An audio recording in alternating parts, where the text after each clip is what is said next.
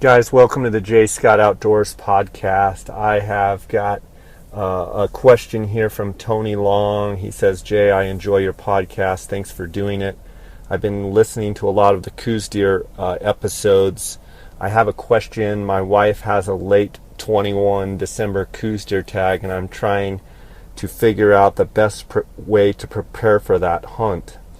And Tony, what I would tell you, like I would tell anybody else that has a late December Coues deer tag, the question you ask is how the best way to prepare for that. And I don't quite know if you mean gear or if you mean how to scout and how to prepare for that as far as looking for areas to hunt. But in general, what I would tell you guys out there, and I'm just driving down the road here, but what I would tell you guys is, so you've got a Coues deer hunt. It's a December tag. I'm assuming that Tony is talking about a December tag that in essence starts kind of that mid-December time frame and goes all the way to through the month of December. So what you have to look at first and foremost is how much time do you have to hunt?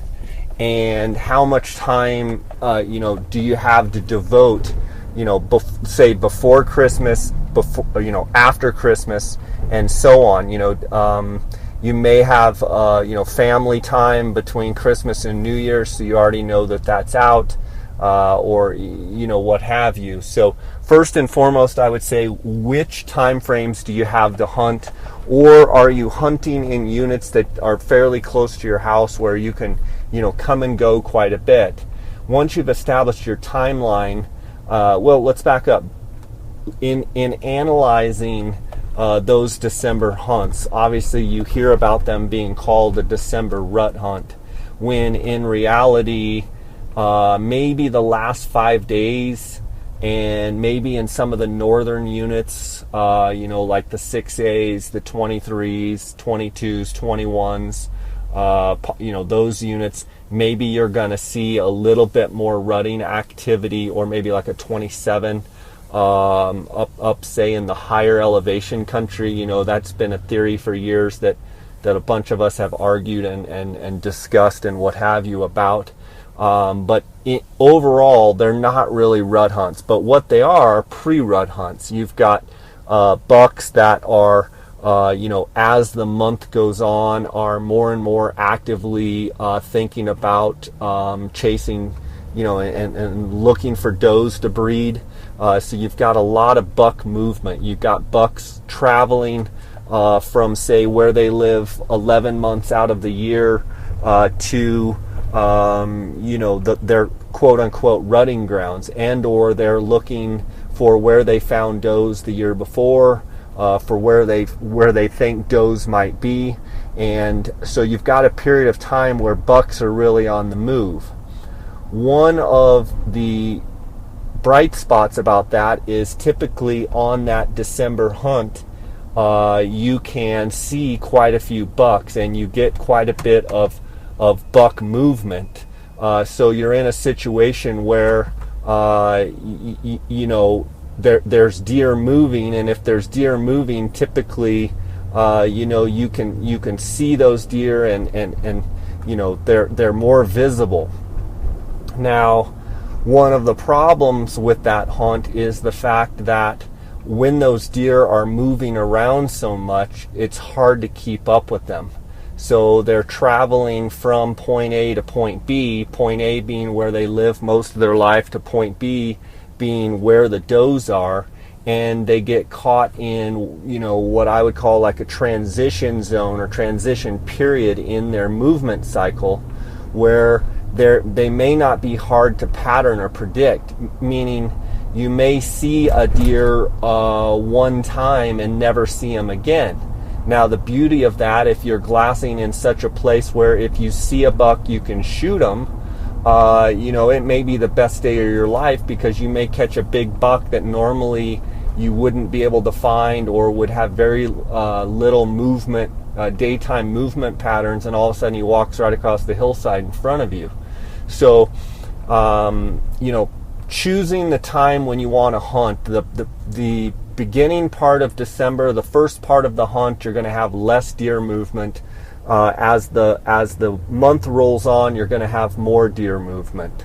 Earlier in the season, if you're able to scout out a buck, say in October, November, early December, there's a much more likely chance that you're going to be able to get right in there and harvest that buck, because he's going to be right there. But mid-month, sometime during that mid-month, they're going to start making their move towards the rutting grounds. And that doesn't mean that they necessarily move and get somewhere where they're going to immediately start chasing does, but they're actively moving in a zone where they're going to rut, say in January, and really get active chasing does. So I would break your hunt down into, what's your time frame. If I always tell people, if you have the ability to hunt from Christmas to New Year's, that's when probably the best opportunity to see the most deer and the most bucks, for two reasons. One of which we already talked about, the rut. The second reason is weather.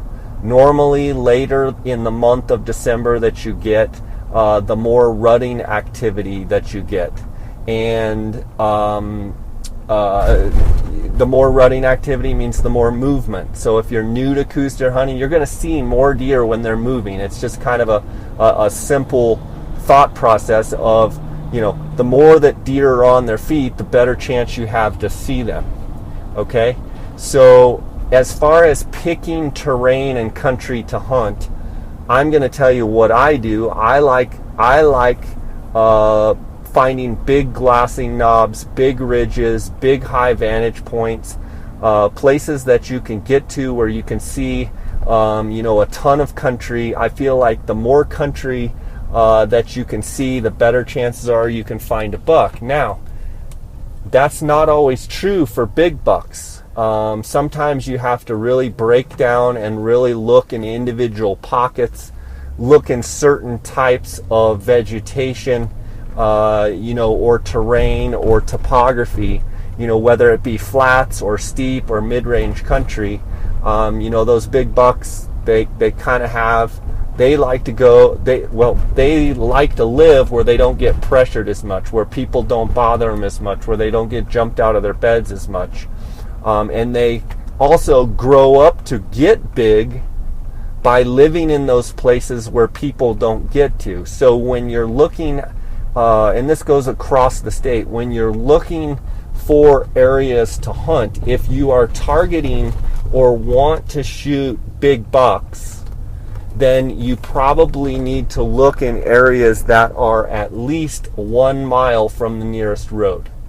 Now, and or 1 mile from the nearest road, and also far enough away that someone can't just drop right off a road, get out to a high point, and immediately see the buck. So in other words, you've got to get where those hidey holes are and those canyons and those ridges, that it's not easy for someone to get up with big binoculars and look across a big point and see a buck. You want to find those places that are hidden and they're out of the way. I've heard it said over and over too that you've got, on those December hunts, you've got to find the does. Well, I'm going to say in those late December hunts, yes, I would agree. Places that have does are probably going to have a higher probability to have bucks, and those are those areas where the bucks are going to travel from, and they're going to go to those areas that I call like the nursery, where there's a lot of does and a lot of activity where bucks can breed and find receptive does. Now, early in the hunt, I think those big bucks are still going to be back in their hidey holes. They're still going to be back in that country that's not easy to get to. And most of the time, those big bucks you're looking for, are 4, 5, 6, 7 years old. So, the 1, 2, 3-year-old bucks are typically going to be right out on the open faces. Sometimes you can stop right on a road, on a Forest Service road or what have you, and glass and pick up a buck, or 6 or 8 bucks right off a main road. Normally, you're not going to find those older age class bucks in that country. One other thing you might consider is, are you going to camp? Are you going to stay in a hotel? Are you staying at your house? Are you going to commute? Or are you going to backpack? Are you going to stay overnight? Well, I believe that you have the ability to get into deeper country if you can backpack and if you can stay in longer and be in deeper and hike your butt off and then stop, stay the night and wake up the next morning. Well, you're already a couple hours in, where it might take someone that's starting from either the trailhead or the road or what have you to get to your point. Well, the further you get away from the roads, the better your chances of finding an older age class buck are. So, and Tony's talking about it being his wife's tag. I've done a podcast episode on, taking people on their first hunts or trying to make hunts enjoyable. So maybe backpacking, depending on, your situation, maybe that's not the best case scenario. Or maybe you're not trying to shoot a giant buck. Maybe you're just trying to harvest a buck. Well, at that point, I think you can pretty much go to any trailhead in any Coues deer unit and have a really good chance to shoot a buck. But if you're looking for those big bucks, I would definitely recommend backpacking. I would definitely recommend, if not backpacking, walking for at least an hour with a flashlight in the dark, and have your routes planned out on Google Earth or Acme Mapper or hillmap.com, or the Phil Endicott topo program, which I use on my iPhone, and have your points that you need to cover in the dark and go from point A to B to C to D to E to F until you get to your glassing point and it's just breaking day. Now you're at a starting point where anyone else that starts hiking when it's sunup, for an hour, they've missed that whole period of an hour when you're already right there on the deer. One other thing to consider, sometimes when those hunts in December, if you get real cold snaps, one thing to consider is sometimes these Coues deer, they actually lay down and they're not up on their feet when it's super cold. They're actually trying to conserve energy, and they can actually conserve their energy better by laying down and not active on their feet. Like we always hear about Midwest whitetail hunting and back east where it's super cold this morning and the bucks are going to be on their feet. Well, their hide and their hair is much, much thicker than a Coues deer. Coues deer are very thin-skinned animals. What we found, especially when we're hunting in January in Mexico, is sometimes they don't even get up till 8:30 or 9 o'clock. Literally the first couple hours of sunup, if it's super, super cold, they're going to be laying down and they're not going to get up. They're going to conserve their energy. So you need to, kind of judge. If it's, say 32 degrees or warmer, then they should be up and moving. If you're in the, in the single digits or teens or 20s, there's a really good chance that at first light they're going to be laying down until the sun comes up. And then it's always nice sometimes in those real cold time frames to be glassing when in those periods of time when the sun is hitting those hills, and especially start looking really hard 8, 9, 10, 11 o'clock in the morning, and just look sometimes for those bucks to be just standing. They're not moving at all, and they'll sometimes stand for 15, 20, 30 minutes and never move. And look specifically on those sunny hillsides where the sun hits first, and a lot of times you'll see those bucks. Once the sun has had a little bit of time to kind of warm everything up, those deer will just stand and enjoy the sun. Also on those December hunts, and quite honestly with any Coues deer hunting, they can be very, very finicky when there's some wind chop, when it's windy, a lot of times the deer will stay bedded until that sun is established, until there's a little bit of warmth in the air. And even then, a lot of times in a wind, they're going to stay bedded. They don't feel comfortable when the bushes and everything around them's moving. I think they've been able to adapt, and it's instinctive for them to be wary of mountain lions and what have you, but be able to survive when the wind's not blowing. You add wind, which creates noise, that's going to make them uneasy.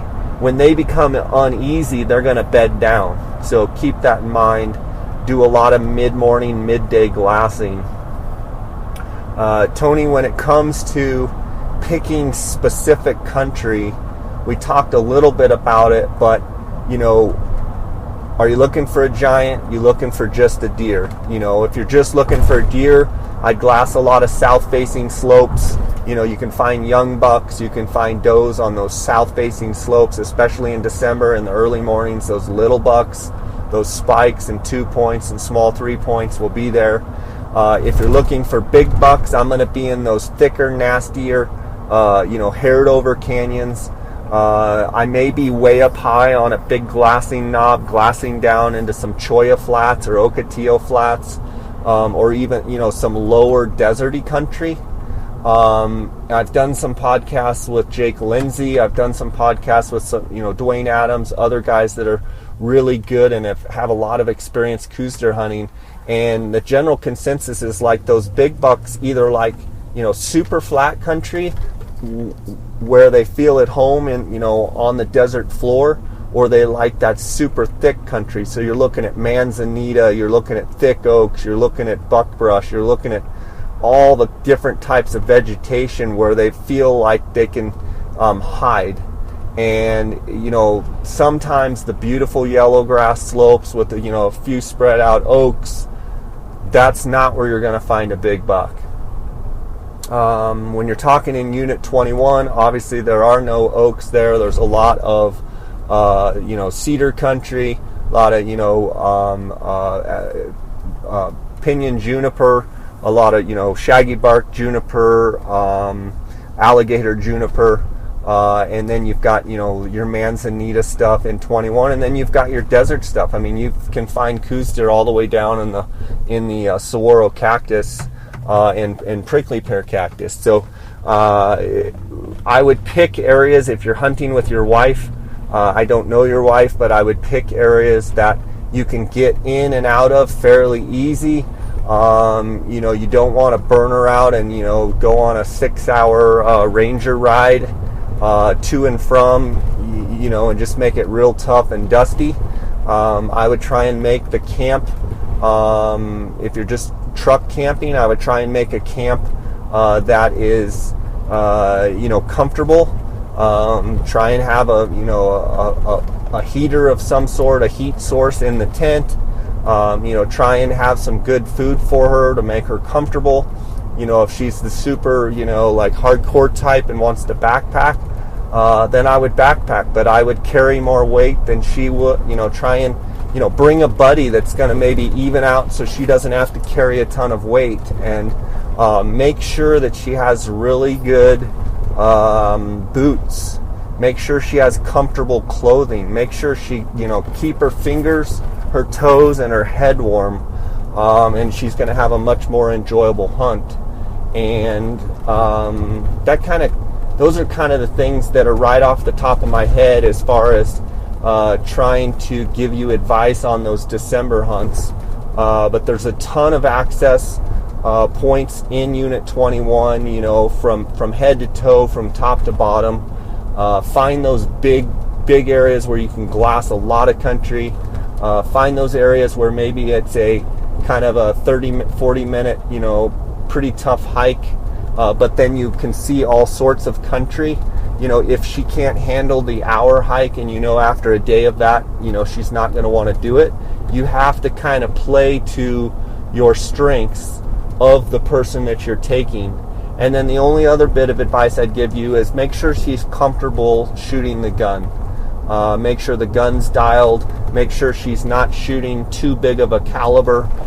make sure she's shooting something that she's comfortable with, and that she can put on an animal, 300, 350 yards, pull the trigger, and the animal drops.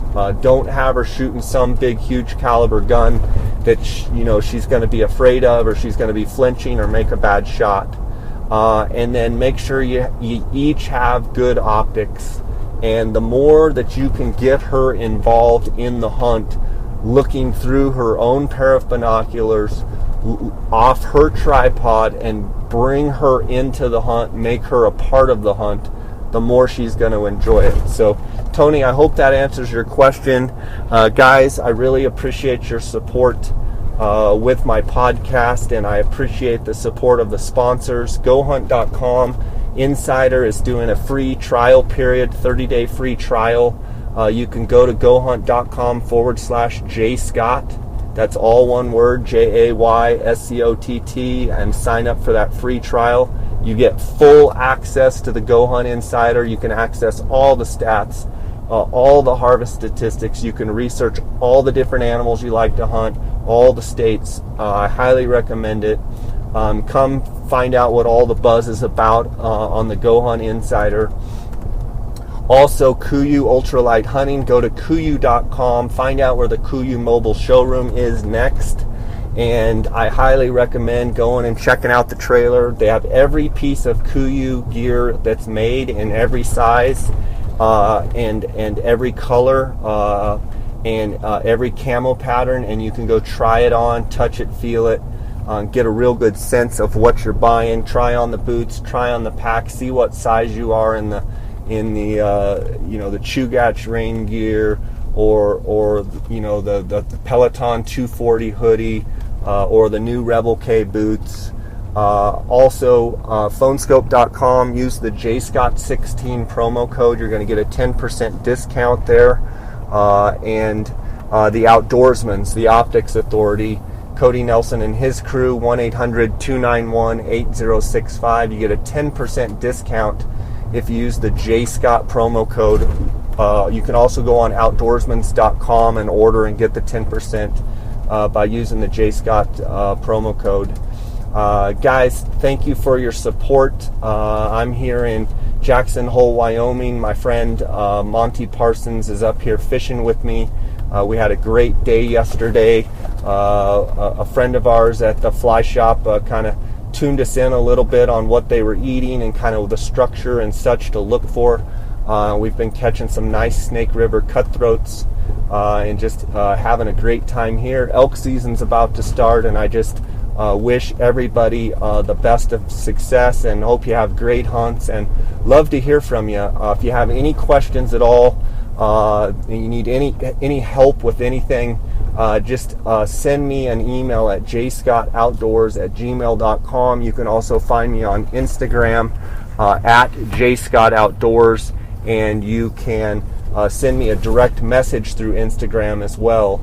And I just appreciate every day I get a bunch of emails and a bunch of responses and comments, questions from you guys. I love interacting, so keep it coming, guys, and let's get after them this 2017 hunting season.